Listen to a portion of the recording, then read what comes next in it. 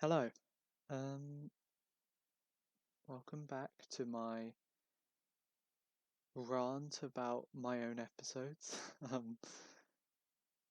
Yeah, I think, as you probably know, I like to make these episodes or these little follow-ups to episodes to basically critique my own writing because I think it's important. I can look back on this in the future at some point and agree or disagree. Probably most likely agree because I would have probably developed a lot by then. Who knows? And yeah, that's why I'm doing this. So to begin with, I would just like to say thank you to everyone who took part in this. The new narrator, you did a perfect job being the narrator, basically doing episodes 3 and 4. Like that's insane. Um, it's a really difficult job to do. Uh, because you know the amount of lines. Um, and you did it perfectly. So thank you for that. Also Ray, who was in episode 3, the beginning of episode 3 and the end, well, kind of halfway through episode 4. Thank you. You're doing an amazing job. Uh, keep it up. Yeah, I can't wait to hear more from you. And basically, everyone else, the new Mark as well. We had to get a new Mark because the old voice actor was busy, which makes sense, perfectly fine. And so we just replaced the voice actor. That's probably what I'm going to be doing if that happens again in the future. Um, so I'll just replace them with different voices that sound kind of similar, maybe. I don't know. Anyway, uh, yeah. Um, as well, I would like to say, wow, we got our first two-parter out the way. I'm planning to have two sets of two-parters during this series. The next two are episode 9 and 10. That's what's planned anyway, and it's a really cool episode. Two-parter that one. But this one turned out well, I'd say. It's my first ever two-parter I've ever written, and I would say it's gone really well. Well, okay, I can't really say it's my first ever two-parter. I mean, because I've written others for Gary the Word on his series and stuff. But the point is, it's my first ever two-parter. Actually, I would say it's my first ever two-parter because I probably wrote my first draft of this before um yeah before I even met Gary the Wood. Wow, that's crazy. Okay, well this episode's been in development for a really long time. Anyway, so you know how this works. If you've watched this before, I'm going to summarize the episodes because you know I'm doing two parts this time. I'm going to do the positives and negatives of writing and editing, and then I'm just gonna. That's basically it. That's everything. So, in to summarize the episode, oh, to begin with, I've got like a document here with me which I'm reading off my points from because I will definitely forget. Summarize the episode.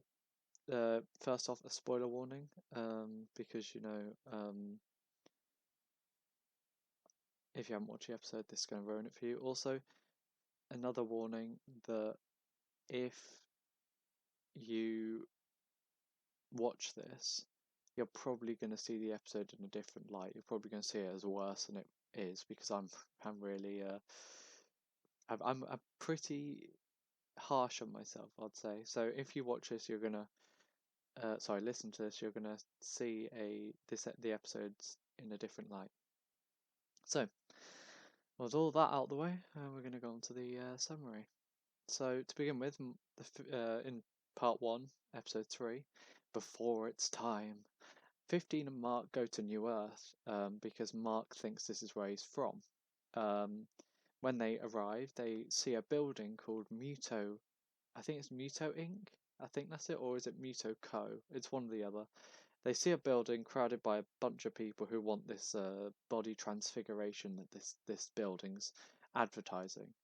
So the people are crowded around it. Then they get let inside.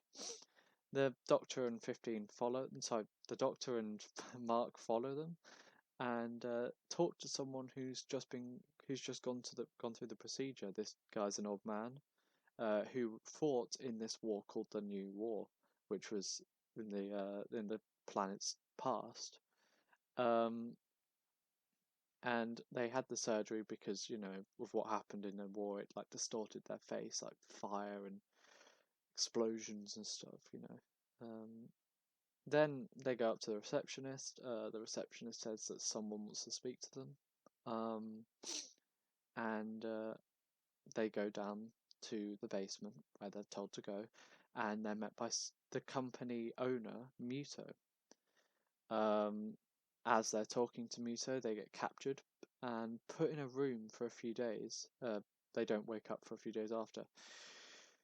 Muto enters the room, takes Mark, because he knows one of them is the Doctor, but he doesn't know which.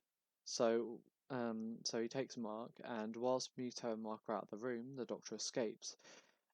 Just as he does so, a figure comes into the room, and that figure is a Cyberman. It sees the Doctor is missing and leaves the room. Pretty annoyed, I would say. Um, Meanwhile, Mark is taken to a conversion chamber where people are getting converted into Cybermen, and on the walls of this conversion chamber are like these little pods, which are cloning chambers. They have people inside, and it's cloning skin, which gets layered over the top of the Cybermen bodies, kind of like the Slitheen. It was like a unintentional. I realised it was like the Slitheen as I was writing the notes I've got. So I literally didn't realise till now. It must have been in my subconscious or something.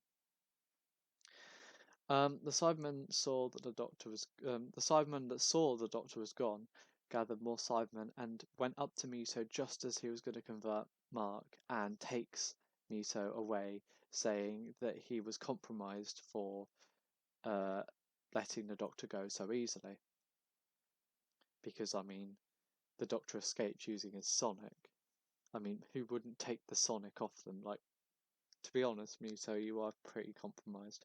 Anyway, the Doctor finds Mark and helps him out. And as he's doing this, he realizes that the Doctor and Mark could have been down in this basement for a few days, which means, because they thought they were in there for a few hours sleeping, but they could have been there for a few days, which means that Muto and the Cybermen could have converted thousands, millions, the entire population of New Earth. So the Doctor's obviously pretty panicked about this, Mark as well. A bit less panic because he obviously doesn't see the greatness of this. So as they leave, as they're going to leave, Mark trips and scrapes his head on the wall of the basement. Now, the basement corridors have this slime um, on the walls that's being grown throughout the basement, and it's not there for decoration or to make it look creepy. It's actually there to make the for the fumes, because this slime gives off fumes which goes into the vents and gets pumped out. I'm using the words of the Doctor here. Gets pumped out into the atmosphere around the uh, company building, and so the people nearby the company building get breathe this in and get connected to the hive mind of the Cybermen, and the instruction that they can read, I guess, or that their brain is processing, is the instruction to get the surgery. So they go to the surgery, get it done, feel happy that they got the surgery, and then because the fumes don't spread any further than just around the company building, they tell everyone else. So it basically spreads via word of mouth rather than spreading via the gas, because the gas would never be able to reach that far. Thought that was a cool concept.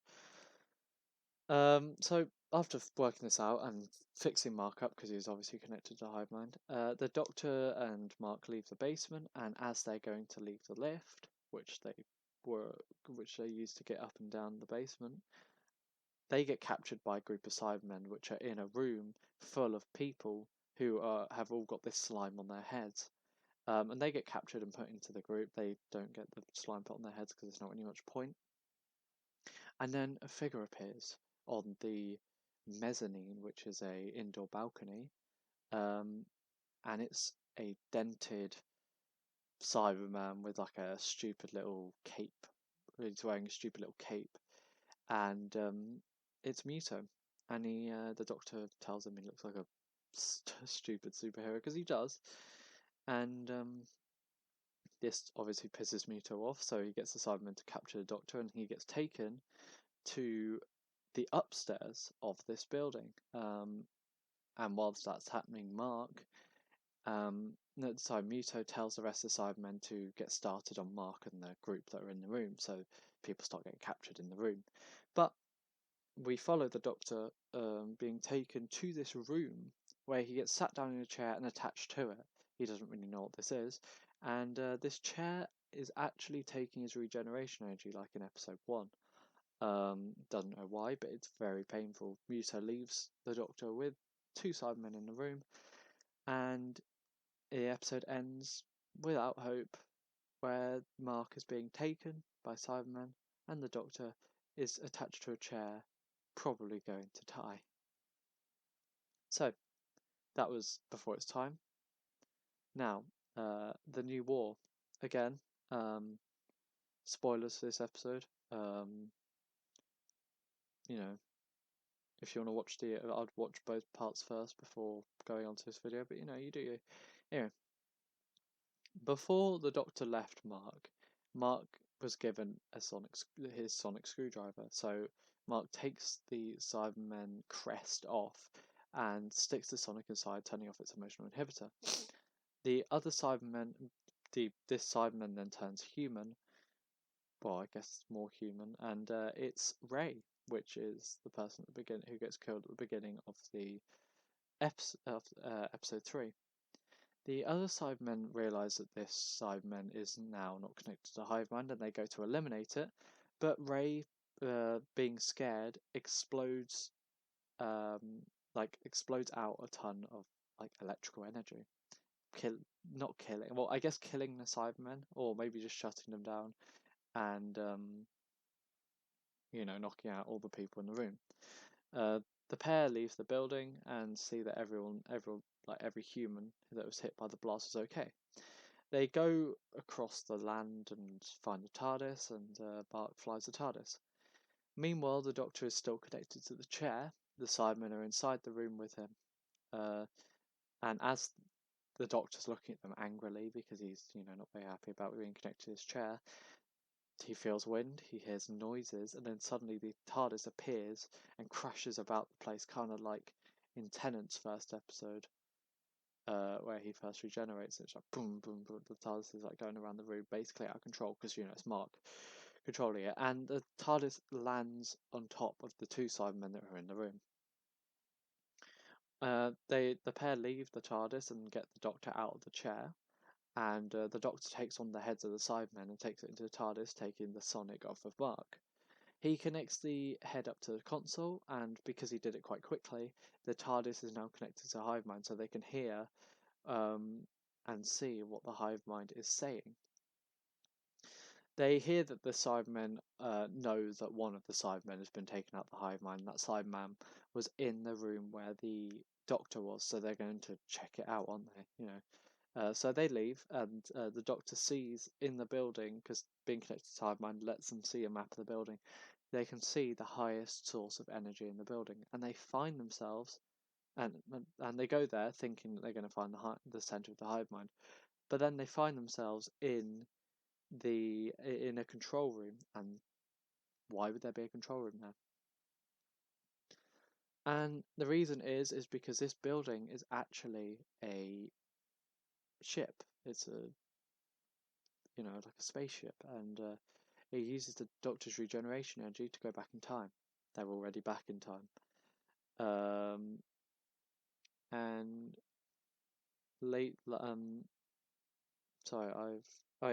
and the reason they want to go back in time is because Muto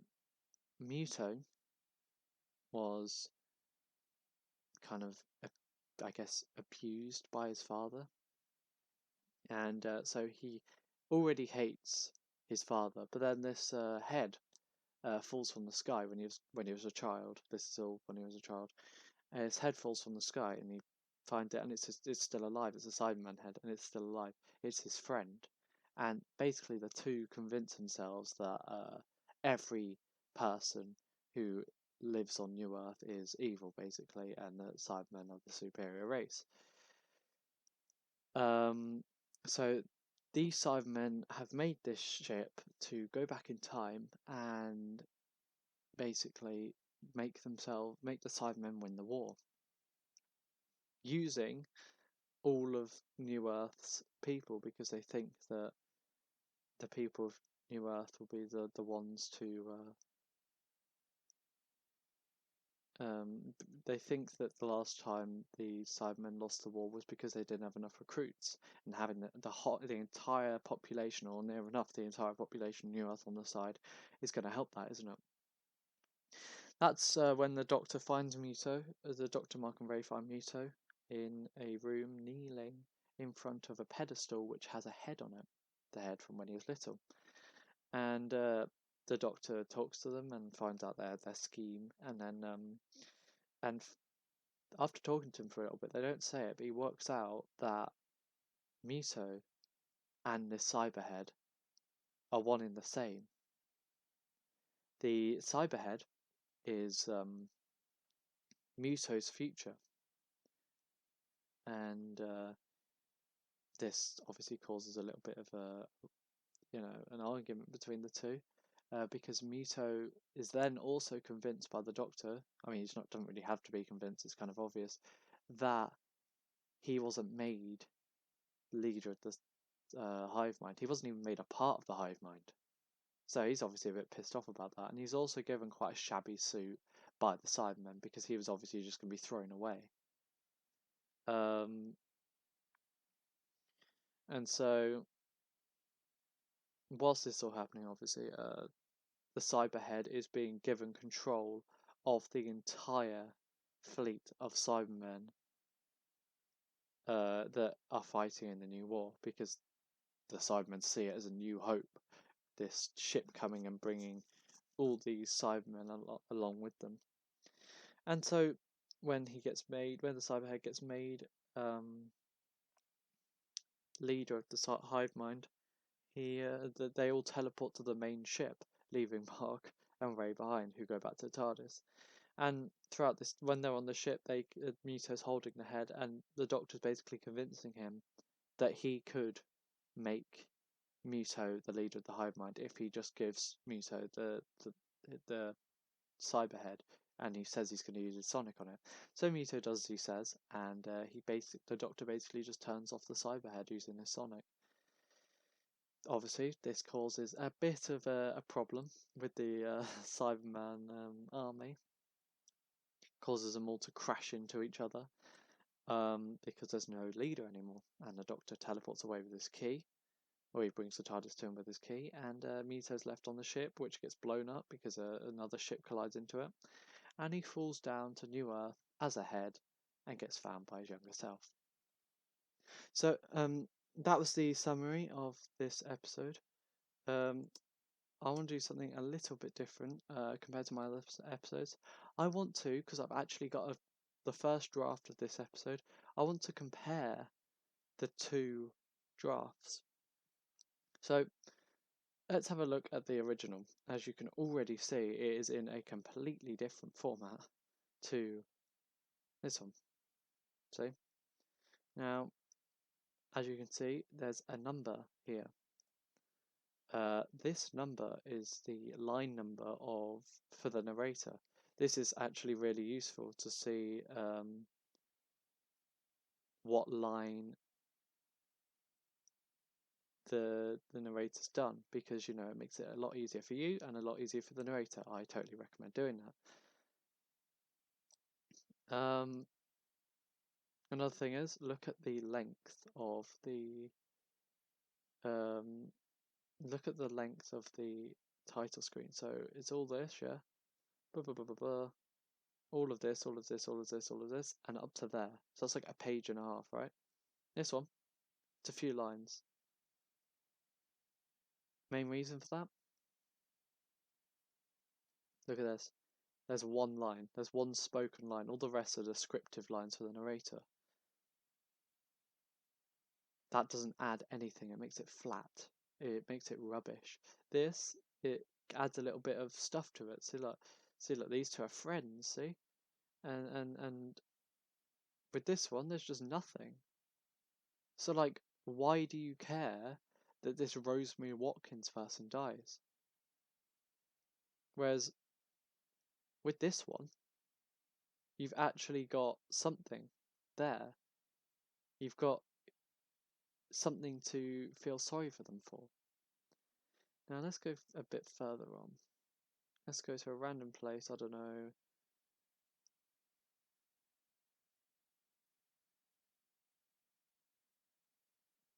Maybe when they're in the basement. Okay. Um, where is that?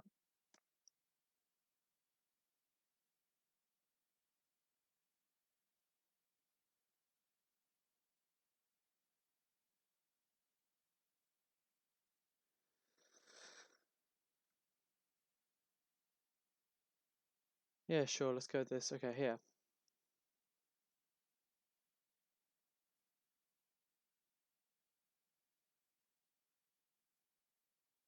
Here. So let's find that on this script. Also, you can see this is 47 lines. This is 56. Quite a bit more. But also, look at the gaps between lines. It's because it's a X file.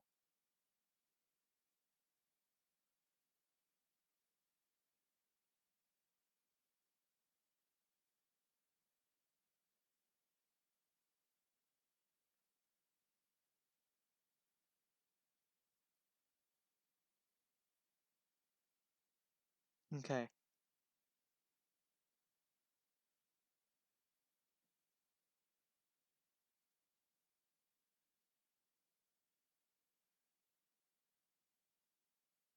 This is another thing. I called this guy person. This is Mito. Now, although in storytelling, like normally, you say that this guy's a person, he's a mysterious person. In script writing, you don't, because this bit is never going to get seen or heard.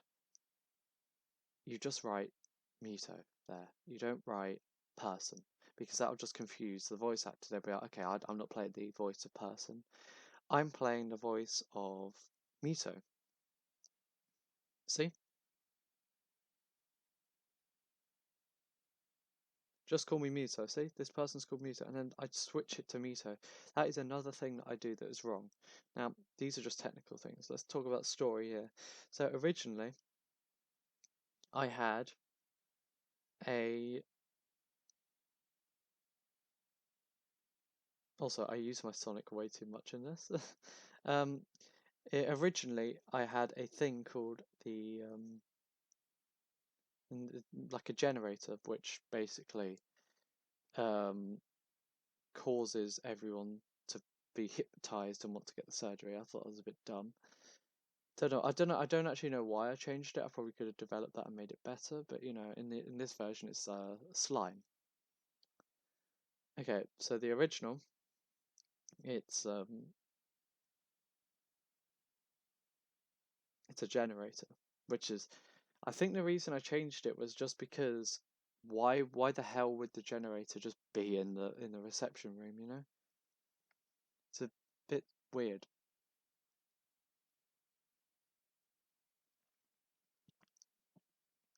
Now I'm trying to think of a good place where because I don't remember this version very well.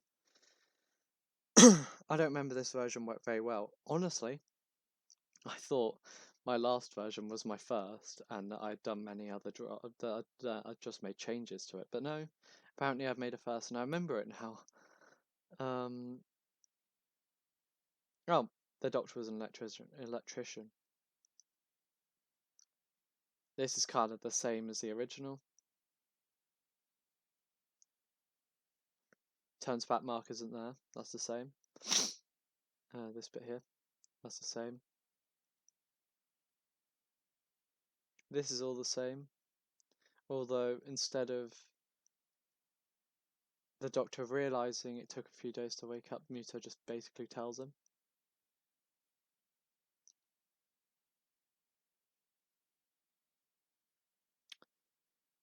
Um,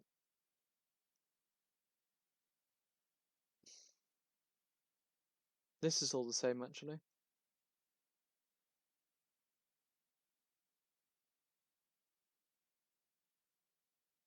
Yeah, this is all the same.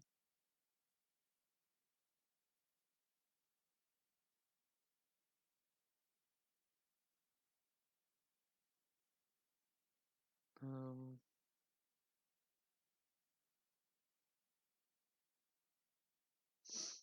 See, this one's just called Staff Member. It's the Cybermen. This is all the same.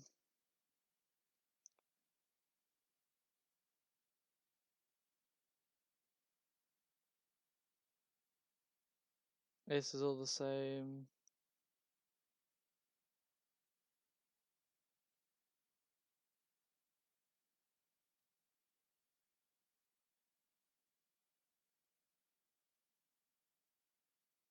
Oh, this is where they're trying to turn off the generator. This is different.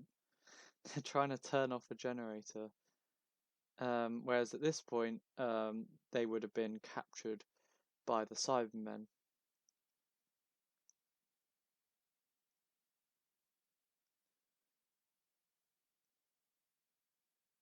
This is dumb, this bit here.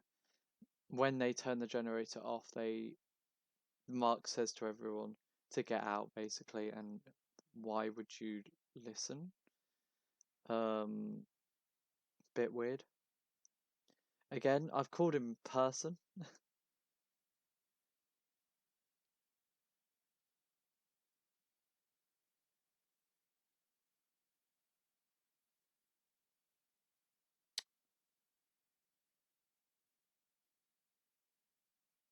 Um, they have more of a friendly conversation, whereas in the final product, they are.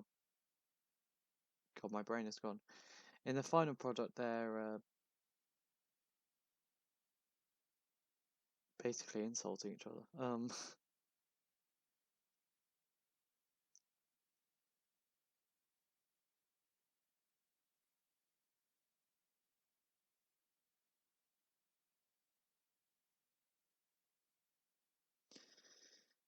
Okay. Complete change of story here. They are wanting to convert the planet into a weapon. Now, cool concept, cool idea, but I'm pretty sure it's been done before.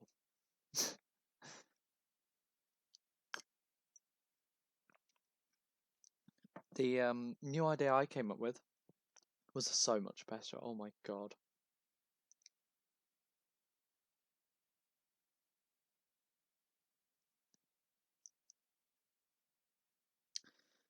It is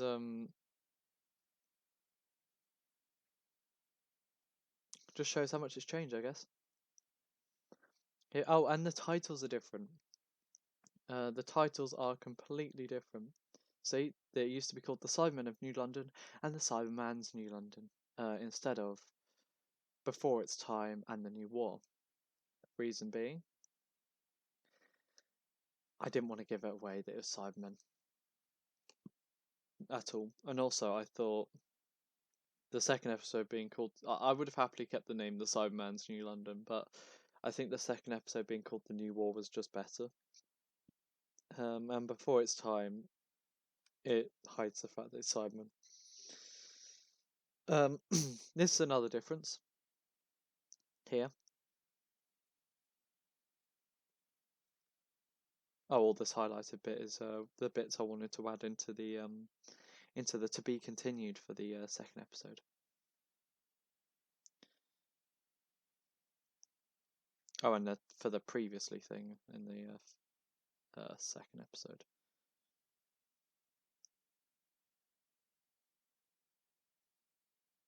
Here we go.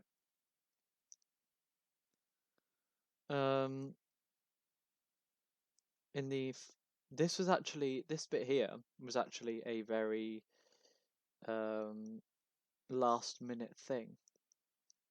Originally, it was going to start exactly like this, where it just starts with Mark getting dragged off and stuff like that.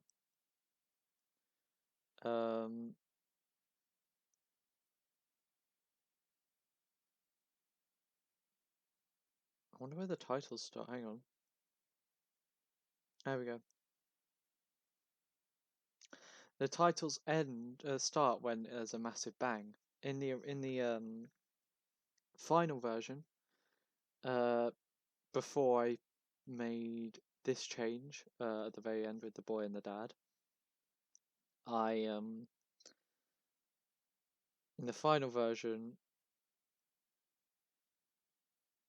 God, my brain's gone.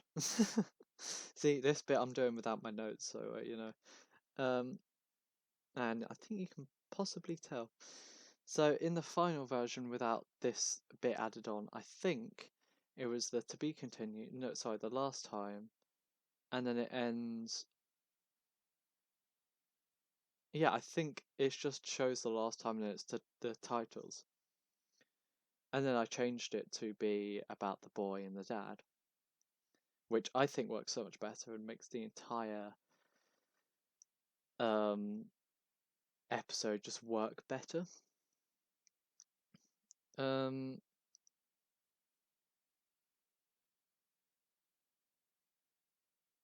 this is something else. You can hear my disgust in my voice. So the doctor. So so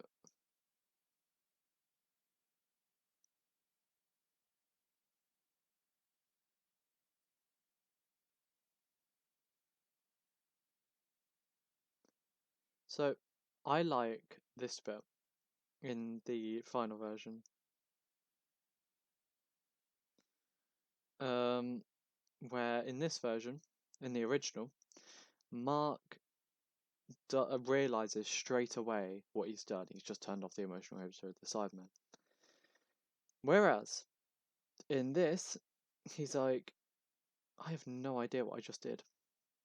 Kind of adding to the mystery of what's happening to him. But yeah, I like that better. God, it's so fun just looking at these previous scripts and seeing what you've done differently. See at the title screens there. It's exactly the same as before. But in this one, for some reason, somehow the people survive. Didn't really make sense.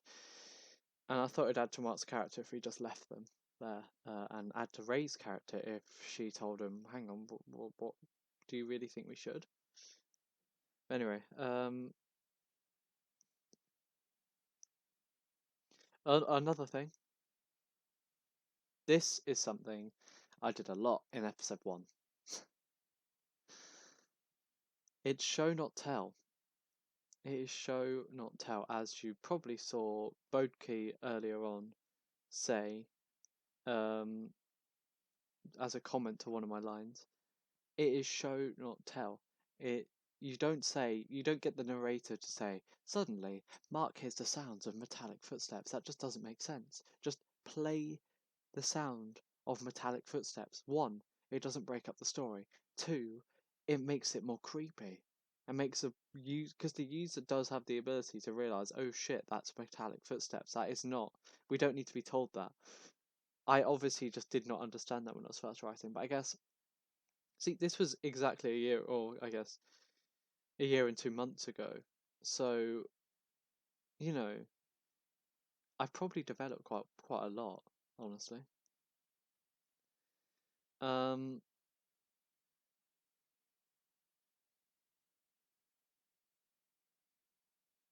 okay.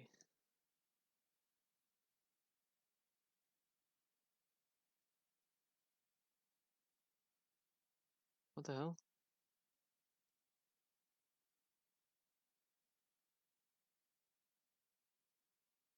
Oh, here's another thing. No development in within the final product, Ray starts to doubt Mark.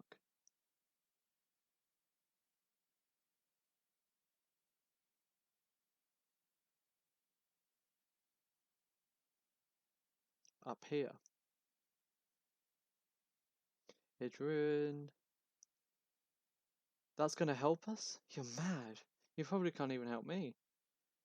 And improve it. So this one, it's just like, no, stay with me and I can get you fixed. Oh, thanks. Yeah, obviously, because, you know, I've just been converted. I'm definitely going to be very trusting, aren't I?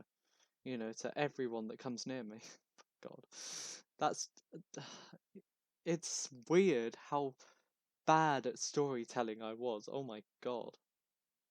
And when I made this, yeah, I thought it was absolutely brilliant. I thought it was the pinnacle of my ability, and it probably was.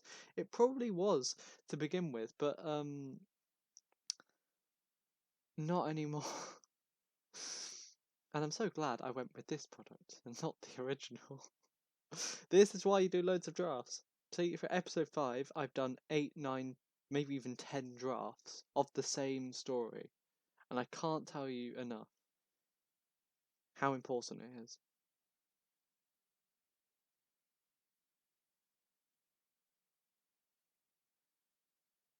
I don't know who this boy is.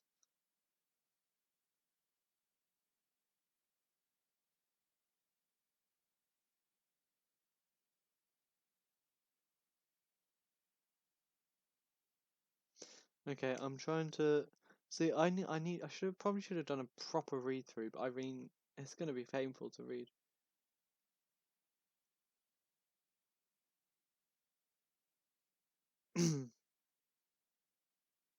So this is the original of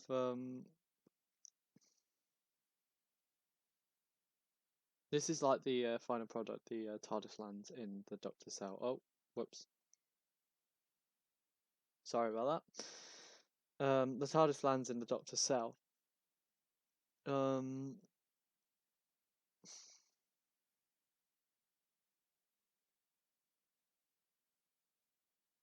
and in this version,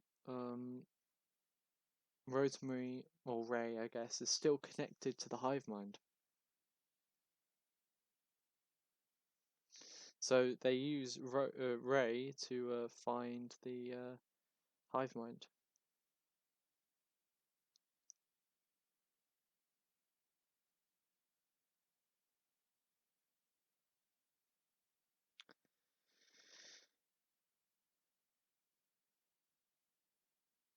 Oh, and in this version, oh, this is so cool. Just reading through this. Um, they go through the cooling system of the building. They had to climb across the pipes, and action really isn't. Well, it's not very. I'm not very good at action, but also action like this, or actually any form of action, isn't amazing to do on via with an audio. So they go across the cooling system for some reason. I don't know why. I think that's why I changed it. I don't know what this line is, but okay. Um, um, so they go across the cooling system, and the they come across, I think, the hive mind.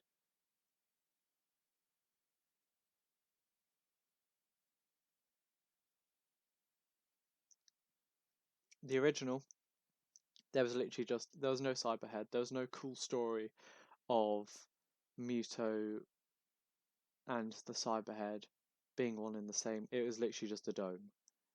So this story is a lot more 2D, a lot less stuff going on.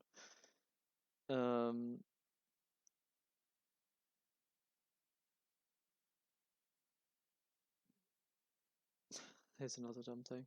Not so fast, Muto. Tell me, why did you side with the Cybermen? Why would I tell you? All the Cybermen point their wrists at Muto. Okay, when I was little, something fell in my garden. Oh, I think because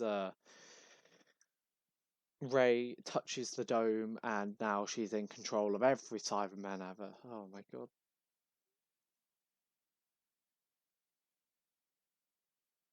Oh no, it's the Doctor. The Doctor's in control of the Cyberman. That's quite cool. Okay, if something fell into my garden and went out to see what it was. It was all the Cyberman head being into electronics. I put it back together under its command, and it told me about its plans. I wanted to rule the universe, so obviously I said yes. But slowly, surely, we got enough donations to create a company, and then it became this. So the Muto got donations to make the company, whereas in the original, whereas in the final product, it's his father's company, which he takes over, which again adds more depth. God, this is so cool. I'm sorry, this is really cool. If you ever have written stuff and you've been writing for a long time, well, what you think is a long time. I've been writing for about 2 years straight now. Almost every day. It's pretty cool. I also used to write when I was little, but that's not the point. That's not the point. If you do that, then look at your old writing because wow, it is so cool to do. If you can find it, that is, just have a look at it, and if you have a new version, just compare it. Like it's so cool to do. I didn't realize it'd be this cool, but anyway.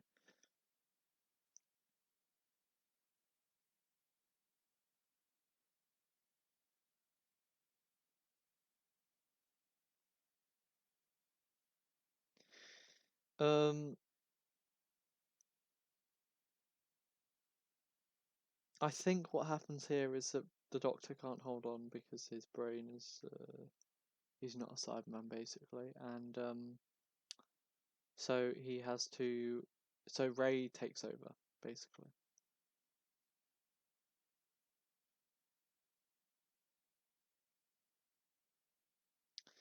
So I think this story would have ended up being a lot longer, like the Cyberman's New London, or what would have been the New War. If it was done more like this, it probably would have been longer, but it would have been a lot worse. So yeah, no, that's bad.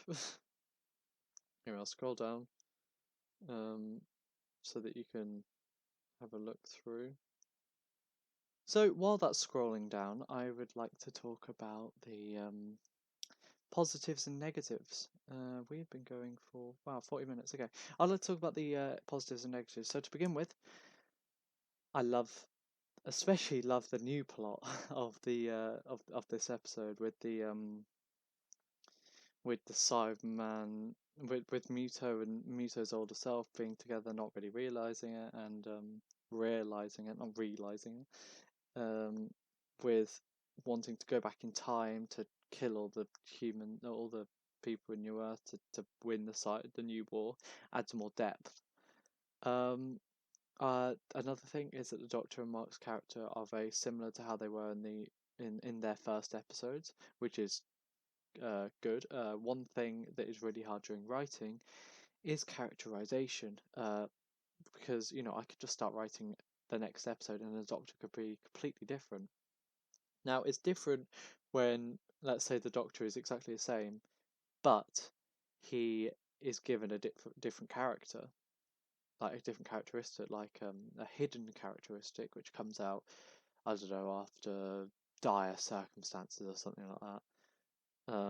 Which does happen later on, but that's different. Keeping the main character of the Doctor, so like for 11, it would be the silly one that can sometimes get angry, stuff like that, is important. Another thing that I've done quite well this time is there wasn't much narration. Like there wasn't too much narration, so like that one line that I showed you on my original draft, where it was like suddenly Mark had a bang. Show not tell, okay. There was a lot of characters in this episode, all of which I think added something to the story without making it feel too full. that's kind of the same thing with the plot. There was a lot of moving parts, but they flowed so well together that it didn't feel so full. I thought that episode 3 was the perfect length. I always try to aim for just above, almost exactly an hour. Um, this episode went through quite a few drafts. I only showed you the first draft and the very last of the final product. And as you could see, it almost completely changed, and it developed really well. I would say that everything also flowed perfectly. It was just absolutely perfect flow of everything. Going on to negatives, there's actually not many this time, compared to positives, which is strange. Shows I'm improving, I guess, or it just shows I'm being nicer on myself. I don't know.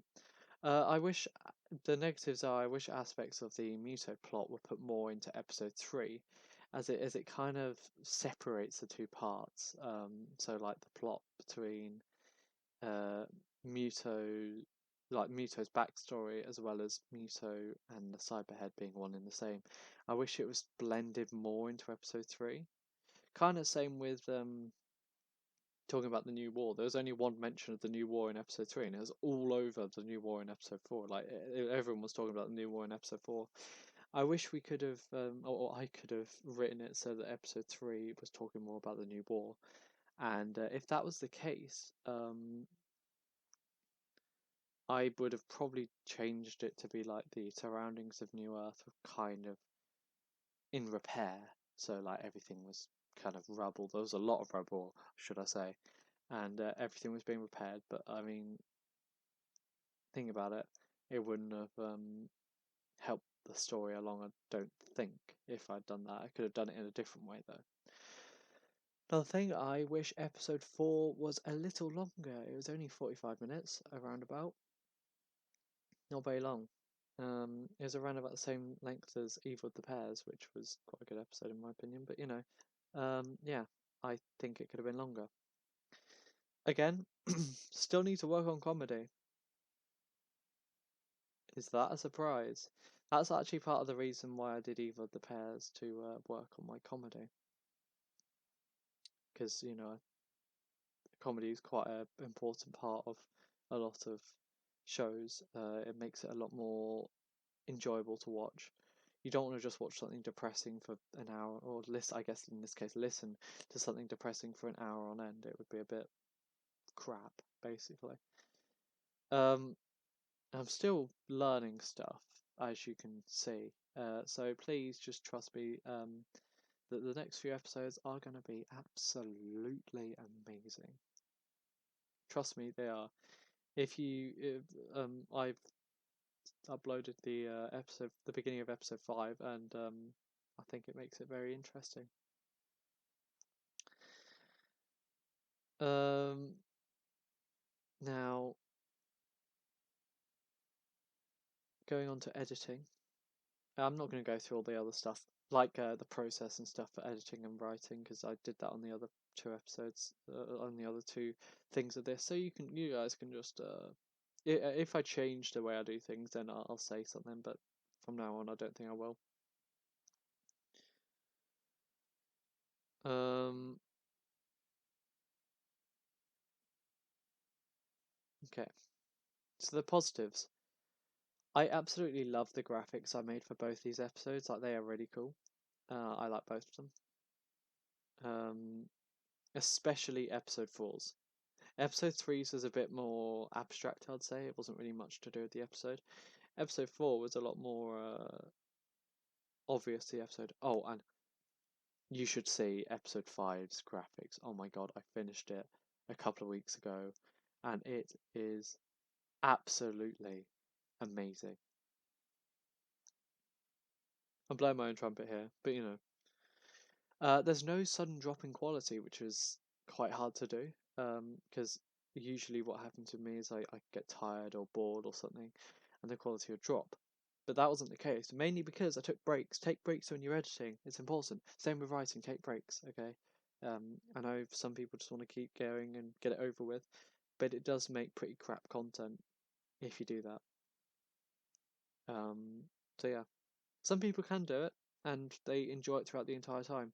But if you start to feel bored or you start to feel like it's not going well, please just stop, because I'm not a genius or a professional at this, but it's obvious that you should probably just stop. Every bit of music, or at least or almost all the bits of music that I chose, which I don't own any of, by the way, fits the mood and tone, and I don't think there's too much music, because sometimes there's too much music. I gave everyone a theme. I got the Doctor a new theme because I thought the original was a bit, and so I got him a new theme. I also gave the Cybermen a new theme. Uh, one made by Evil Goat. I put it in the description of the episode, and it's a very good theme. I would definitely listen to it, because in the episode, it doesn't actually show off the entire theme in its entirety. So go to his channel or her channel, I don't know, and give it a listen. Uh, the ending music for episode 4, oh my god, it was perfect. I feel like the ending for episode 2 and episode 4 are my favourite endings out of them all. Um, because of episode 2 without its music, them just looking off into the sunset across the desert, that's just, with no music, that's just epic, just the sound of the wind. Episode 4 sound effects, sorry, ending was just like pretty epic, lots of music, lots of sound, and it ended with boom. That really didn't describe anything to you, did it? It ended with like the massive ending of the music. It was just perfect, honestly. Every sound effect I picked was very high quality. I think worked very well, especially the Cybermen sounds and the TARDIS sounds. I think the whole thing uh, worked with the story quite well. So the story I wrote worked when I was editing it. It was quite, went hand in hand with each other, and there was no place where it felt jerky. Same with the story, actually. Negatives. I don't like doing negatives, but there's a lot of negatives for this one. The music was maybe a little bit weird throughout some parts of episode 4. I'm really not sure though, because the music is actually the hardest part about editing. It's so difficult. Oh my god. Um, Another thing is the Cyberman stomping did sometimes get a little annoying because it was constantly happening, and sometimes it was a little too loud in some cases to be able to hear some characters who have quite quiet voices. Um, some of the sound effects didn't sound the best, mainly the uh, um, longer sound effects that had to be cut down and faded out. Um, and the TARDIS flight one, there's the two TARDIS hums at the same time, that same issue. Still trying to fix that, by the way. Kind of difficult. The footsteps, I fixed this in episode 4 mostly, but in episode 3 it's kind of a bad issue, where the footsteps weren't fixed. As well as that, at the very end, before I rendered the final product of episode 3, the music, I copied and pasted music to make the whole overall track longer, and so I made it basically double the length. And on the first half, I made it louder because I thought it was a bit quiet. And on the second half, I just forgot to do that, and I was just so dumb. But anyway, yeah, that's one thing I just thought of now, which I didn't add onto my notes. But on the footsteps front, hopefully from now on, the footsteps should be a little less, sorry, a little better, I'd say. I think that's everything. Um, So I'd like to thank everyone for being patient with me with writing this episode, and I'd like to thank everyone who was part of this, who criticised what I've written and gave points on what to write, especially Bodkey or Bodkey. You, as you can see as you could see, sorry, when I was scrolling through the episode 3, the final product of episode 3 and 4, you could see that it was a lot better. He made a lot of good, sorry, a lot better. I'm not saying anything, am I? He made a lot of good points. Um, And thank you to all the new voice actors. Thank you to the voice actors who have stuck around. Um, you're all great. You're all amazing voice actors, and I'm, I'm thankful that I got that I've actually got my own series now, and these people basically allowed me to, I guess, live out my dream from when I was about 5. um, for the next episode, sorry, for the future of the series, as you probably know, I've already written one draft of every single episode. Now, this is a common occurrence in series writing, but a lot's changed since then, and a few episodes have been moved, a few episodes have been swapped around, stuff like that. So about three of those drafts are basically null and void now. They don't make any sense for the series. I could still reuse the stories, but there, I probably won't. As well as that, I said originally I was going to do 3 series with my Doctor, but I'm going to change it down to 2. With a special of up to series 2 specials, um, lasting up to 8, a maximum of 8 specials in total. The last 4 specials will be basically a 4-parter, so it'll be one in the same episode. And I have got the final boss of the Doctor in plan, and wow, it is a very, very, very complicated yet cool concept. So I think the 4 episodes are going to be important to basically explain to the listener what's happening. So episode 5 is fully written. It's being voiced now. I've almost got every single line. Actually, yeah, I basically got every single line. I'm just waiting for the narrator lines, and I'm waiting for the rest of one character's lines. But I've got one line from basically everyone, apart from the narrator.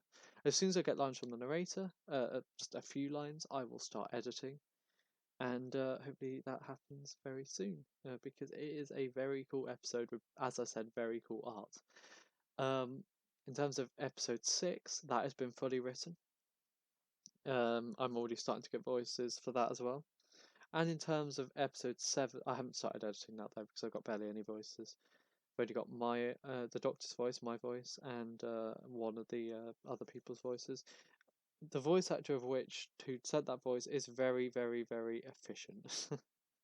Anyway, episode 7, it's been through a few drafts, and it's a very cool concept as well. It's creepy, much like episode 5 will be. So we got a few creepy episodes coming up. Episode 6 units coming back, so that's a fun little thing. And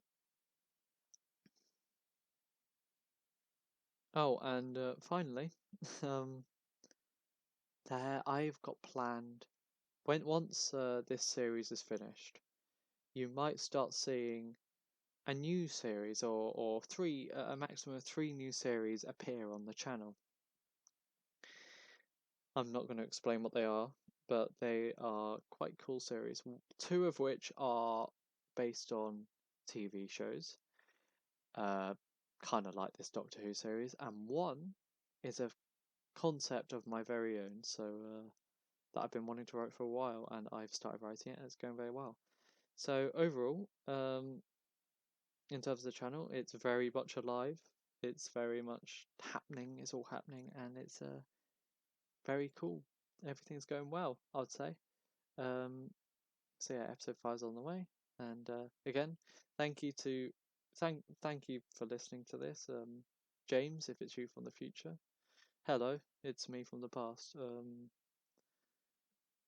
I hope you agree with some of my points, and you've probably got a few more points to make. So yeah. But anyway, thank you to all the voice actors for doing a voice, and thank you to whoever's listening for listening, and goodbye.